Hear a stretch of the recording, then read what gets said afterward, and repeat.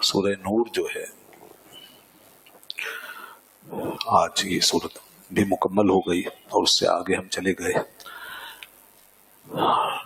اس کو سورہ نور کہا گیا. یہاں پر اس جگہ آیت نمبر یہ ہے 35. اس میں اللہ تبارک و تعالی نے نور کا ذکر فرمایا. اللہ نور السماوات والارض، اللہ آسمانوں اور زمینوں کا نور ہے. تو اس وجہ سے اس سورہ کا نام سورہ نور ہے. اللہ نے فرمایا کہ اللہ آسمانوں اور زمینوں کا نور ہے. نور کیا چیز ہے؟ اور پھر اس کے بعد آگے مثال دی ہے بڑی زبردست قسم کی. مثل نورہ کمشکات فیہا مصباح المصباح فی زجاجہ. تو اللہ نور ہے. نور کہتے ہیں الظاہر لذاتہ والمظہر لغیرہ، ایک ایسی حقیقت کہ جو اپنی ذات میں ظاہر ہو، سیلف ایکسپریس کرے جو اپنے آپ کو، اور دوسرے کو ظاہر کرے.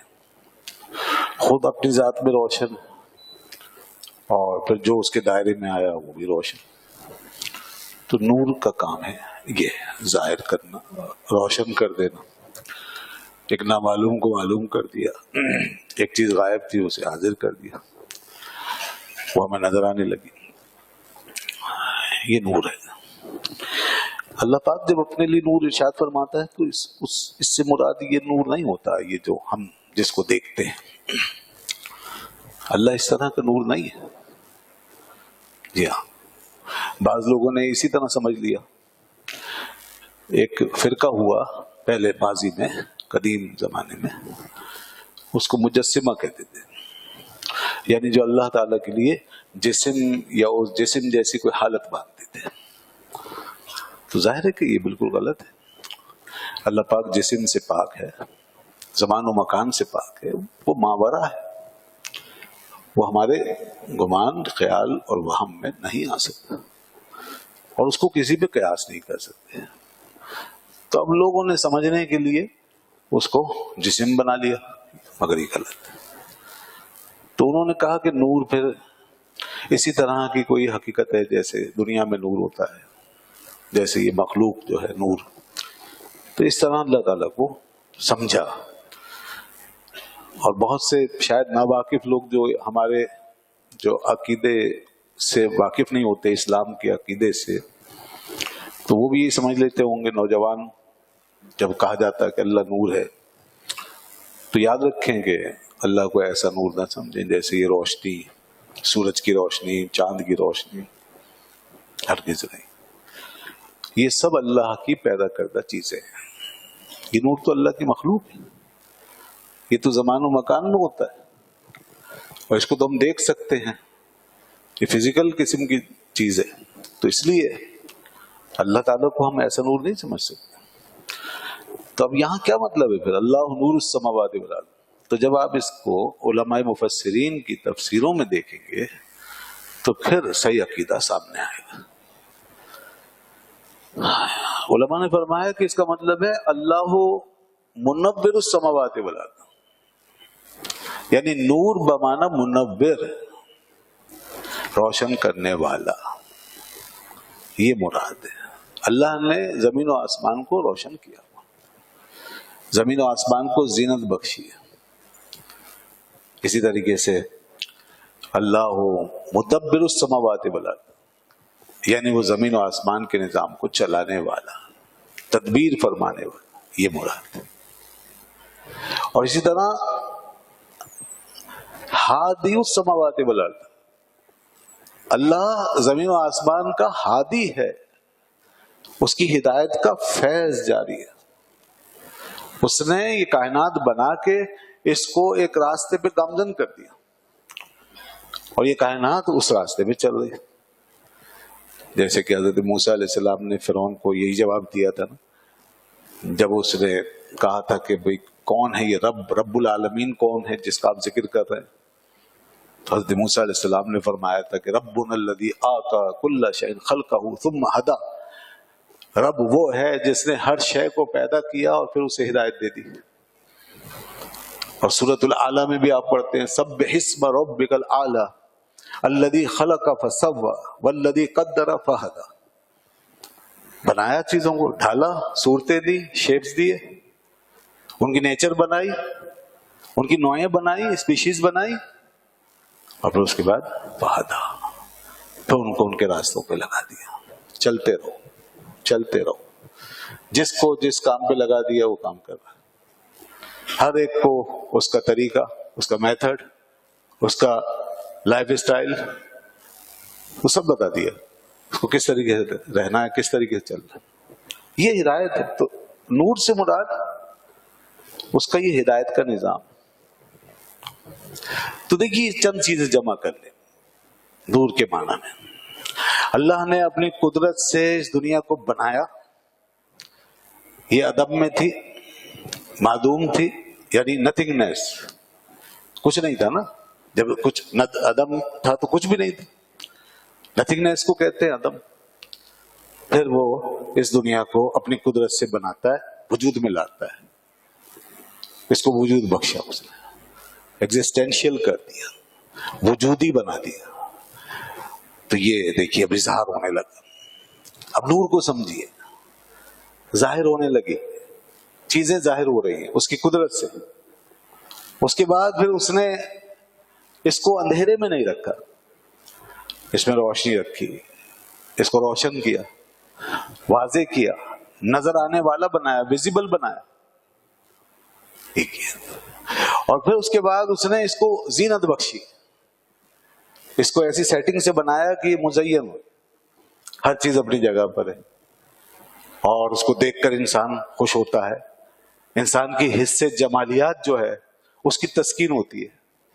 انسان میں ایک جمالیاتی حص ہے نا، کہ جس سے انسان کو باہر کی چیزوں سے راحت حاصل ہوتی ہے، تسکین ہوتی ہے، خوشی ہوتی ہے. تو اللہ نے اس کائنات کو ایسا بنایا کہ انسان اس کو دیکھ کے خوش ہو، مطمئن ہو. تو یوں کائنات کی تزئین و آرائش فرمائی. اور پھر اس کے بعد اس نے اس کائنات کو ایک راستے پہ لگا دیا جو ہدایت جس کو میں نے کہا. تو یہ ساری چیزیں جو ہمیں نظر آ رہی ہیں اللہ کی طرف سے، یہ جو نظام جو اب موجودہ شکل میں ہمارے سامنے ہے، تو ابتدا سے لے کر یہاں تک، شروع سے لے کے آغاز سے لے کے اس انجام تک، یہ سب ایک ظہور ہے، زبردست قسم کا ظہور ہے. اظہار ہو رہا ہے اس کی قدرت کا، اس کی تدبیر کا، اس کی ہدایت کا. تو اب اس سینس میں آپ اس آیت کو پڑھیے، اللہ نور السماوات والارض، اللہ ہے آسمان و زمینوں کا نور. تو بتائیے کون ہے اور اس کے علاوہ جس نے یہ سب کچھ کیا ہو؟ تو بس اسی کو کہا جائے گا اللہ نور السماوات والارض. یہ ہے وہ مطلب. تو یہ بات کلیئر کر لیجئے کہ اللہ کو ہم اس طور پہ نور نہیں سمجھیں گے کہ جیسے یہ روشنی ہوتی ہے، جیسے ہمارے سامنے نور ہے جس کو ہم دیکھتے ہیں، جو مخلوق ہے، اس طور پہ وہ نور نہیں، بلکہ یہ اظہار ہے اس کی طرف سے، اس کی قدرت کے حوالے سے، اس کی ہدایت کے سلسلوں میں کے حوالے سے، اور اس کی تدبیر کے حوالے سے، وغیرہ وغیرہ. اللہ اکبر. تو بڑی زبردست بات ہے جناب. آدمی بس اس کائنات کو دیکھتا ہے تو پھر ظاہر ہے کہ اللہ ہی کوئی دیکھتا ہے. وہ پھر جب ایمان کی آنکھ سے دیکھے گا تو اسے ہر جگہ خدا نظر آئے گا، یعنی اس کی صفات کا جلوہ نظر آئے گا. اس لیے فرمایا فَإِنَّمَا تُوَلُّوا فَثَمَّ وَجْهُ اللَّهِ، تم جدھر بھی رخ کرو اللہ کی ذات ہے، تمہیں خدا دکھائی دے گا. اس انداز سے کائنات کو اللہ نے اپنی معرفت کا ایک پورا گویا کہ نظام بنا دیا کہ اس سے انسان کو اللہ کی معرفت حاصل ہوگی. اللہ تعالیٰ کی معرفت کے دو ہی ذریعے ہیں ہمارے پاس جو ہمارے ہاتھوں میں اس وقت. خدا کو پہچاننے اور اس تک پہنچنے کے دو ہی ذریعے ہیں. ایک یہ قرآن ہے، اس کو پڑھیے اس انداز سے کہ خدا کو پا سکے، خدا کی بات کو سمجھیں، خدا کی ذات کو سمجھیں. دوسرا ذریعہ یہ کائنات کاسمولوجی ہے کہ اس میں غور کرتے جائیے. قرآن ہمیں یہاں سے بار بار اسی کائنات کے اندر لے کے جاتا ہے. آج اتنی آیتیں آئی ہیں फरमाया लिल्लाह मुल्क समावाति वल अर्द, अल्लाह ही के लिए है आसमानों और जमीनों की बादशाहत। व इलल्लाहिल मसीर, उसी की तरफ लौटना है। अलम तरा अन्नल्लाह युज़्जी सहाबा, क्या तुम नहीं देखते कैसे धीरे धीरे बादल को उठाता है? कहां से लाता है? बादल कैसे आते हैं? सुम्मा युअल्लिफु बैनहु, फिर उनको जोड़ता है। एक टुकड़ा यहां से आ रहा है, एक वहां से आ रहा है, यहां से निकल रहा है, वहां से फिर वो जमा होते हैं और बाकायदा वो इकट्ठे होकर के जैसे एक चीज बन जाते हैं, पहाड़ों की तरह। सुम्मा यजअलुहु रुकामा, हमको ऐसे पहाड़ों की तरह कर देता है। फतरल वदका, फिर बारिश टपकाता है उसमें से। अब कहां बादलों का पता नहीं था, फिर वो किस शक्ल में आए थोड़े थोड़े करके, और फिर ऐसे एक हुजुम में तब्दील हो गए कि अब उनके अंदर से बद का बारिश जो है वो टपकाता है। फिर तुम देखते हो कैसे बूंदाबांदी शुरू होती है।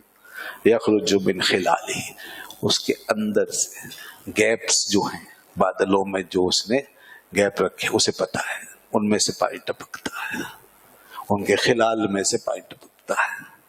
वयुनज़्ज़िलु मिनस समाई मिन जिबालिन फीहा मिन बरद, और देखो फिर कभी नाजिल करता है आसमान से पहाड़ों की तरह बर्फ, कि ऐसी बर्फ उतारता है कि पहाड़ बन जाते हैं।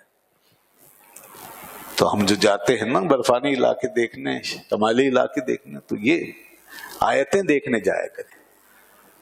फिर होगी ये सैर, असल में सैर, फिर असल तफरी होगी। अब ये तो कोई देखता नहीं, बस अपने वो जो तबई और नफसानी मजे हैं वही लेकर आ जाते हैं। तो फिर कहां से हम अल्लाह की मारिफत पाएंगे? तो ईमान वालों को तो ये देखना चाहिए कि रब की क्या शान है। जनाब देखें ये कैसे पहाड़ बना दिए बर्फ के, अजीब दुनिया, बिल्कुल अलग थलग दुनिया में आदमी पहुंच जाता है। कहां से आए ये पहाड़? फरमाया कि हमने इसी तरह आसमान से कभी पानी उतारा, कभी बर्फ के पहाड़ उतार दिए। उसी वो बही मैयशा, और ये जिसको वो चाहता है ना उसी के पास पहुंचती है ये बारिश, ये बर्फ, ये जो कुछ जिसको वो चाहता है वहां पहुंचती है। और यसरिफु मैयशा, और जिससे चाहता है रोक लेता है। जब चाहता है भेज देता है, जब चाहता है रोक लेता है। किसी का बस नहीं, किसी का इख्तियार नहीं। कभी इतनी ज्यादा भेज देता है कि फिर इंसान को संभालना मुश्किल, संभलना मुश्किल, तो होता सब उसी के हुक्म से। तो जनाब ये आयतें जो हैं जगह जगह अल्लाह पाक ने इसी तरह फरमाया वल्लाहु खलक़ कुल्ल दाब्बा मिन माइन, देखो ये सब जमीन पे जिंदगी जो तुम देख रहे हो, चलते फिरते जानदार, सब जितने भी जानदार हैं, इंसान और दीगर जानदार, सब मिन माइन, पानी से, पानी की वजह से, वही पानी जो उसने उतारा था। फमिनहुम मन यमशी अला बतनी, इनमें से कोई चल रहा है अपने पेट पर। ये कीड़े मकोड़ों का निजाम देखें, पेट पर घिसटते हुए चल रहे। वमिनहुम मन यमशी अला रिजलैन, कोई चल रहा है अपने दो पैरों पर। वमिनहुम मन यमशी अला अर्बा, कोई चल रहा है चार पैरों पर। यखलुकुल्लाहु मा यशा, अल्लाह जो चाहता है वो ही पैदा करता है। अब दुनिया कहती है सब खुद ब खुद हो गया, ये एवोल्यूशन हुआ है, ये डार्विनिज्म, एवोल्यूशन, एवोल्यूशनल थ्योरी क्या है? ये खुद ब खुद हो गया साहब। ऐसी खुद कायनात बन गई, स्पीशीज बन गई और तरक्की होती गई और चीजें आती गई। बड़ा जबरदस्त ये इनकार है कुरान का। इन चीजों की तरफ न जाएं। अल्लाह पाक ने बहुत दफा फरमाया यखलुकुल्लाहु मा यशा, देखो जो वो चाहता है वही होता है, ये सब उसी की पैदाइश। इन्नल्लाह अला कुल्ली शैइन कदीर, वो हर चीज पे कादिर है। लक़द अंज़लना आयाति मुबय्यिनात, हमने वाज़े निशानियां नाजिल कर दी हैं तुम्हारे लिए, वाज़े निशान। वल्लाहु यहदी मन यशाउ इला सिरातिन मुस्तकीम, बस अल्लाह जिसे चाहता है फिर सीधे रास्ते की हिदायत अता फरमा देता है। अल्लाह जिसे चाहता है इसका मतलब ये नहीं है कि वो जबरदस्ती पकड़ के किसी को रोक लेता है, किसी को उठा के वो डाल देता है। उसका निजाम, उसने तरीका बता दिया, तुम इस तरीके पे चलोगे, उसकी मशीयत सेट है, उसने तय किया हुआ है, जो इस तरह सोचेगा, देखेगा, समझेगा, उसे हिदायत मिल जाएगी। और जो इसके अलावा सोचेगा, देखेगा, समझेगा, उसे हिदायत नहीं मिलेगी। बस ये یہ تھوڑی کہ آدمی انتظار کرے. لوگ گمراہ ہوتے ہیں اپنی مرضی سے، اپنی جو ہے وہ سوچنے سمجھنے کی صلاحیت کو کرپٹ کر کے، غلط کر کے، تو خود اپنے ارادے سے. وَيَقُولُونَ آمَنَّا بِاللَّهِ وَبِالرَّسُولِ، ایمان والے جنہیں اللہ ہدایت دے دیتا ہے وہ تو صرف ایک ہی بات جانتے ہیں، بس اے اللہ ہم ایمان لائے اللہ پر اور اس کے رسول پر، بات ختم. اتنی نشانیاں کافی نہیں؟ وہ کہتے ہیں ہم اللہ پہ ایمان لائے، ہم اس کے رسول پہ ایمان لائے، وَأَطَعْنَا، اور ہم نے اطاعت کی، ہم نے سر جھکا لیا. ثم يتولى فريق منهم، پھر ان میں سے کوئی ایک گروہ الگ ہو جاتا ہے، پلٹ جاتا ہے، پھر جاتا ہے. من بعد ذلك، اس کے بعد وما اولئک بالمؤمنین، تو جو پلٹ جاتے ہیں نا اور ایمان کا راستہ چھوڑ دیتے ہیں وہ مومن نہیں رہتے. اس کا مطلب ہے شناختی کارڈ سے مومن نہیں رہتے، بائی برتھ مومن نہیں رہ پاتے، پھر سوسائٹی کی وجہ سے مومن نہیں رہ پاتے، پھر شمار ہوتے ہوں گے. لیکن اللہ فرماتا ہے اگر پھر گئے اور ایمان کا راستہ چھوڑ دیا تو لیے پھرتے رہو اپنا نام، اسلامی نام اور اسلامی ملک اور اسلام شناختی کارڈ اور اپنی تمام پہچان، اس سے کچھ نہیں ہوتا. تو اس نظریے پہ رہنا ہے جو فرمایا کہ ہم ایمان لائے اللہ پر اس کے رسول پہ، بس اس پہ رہنا.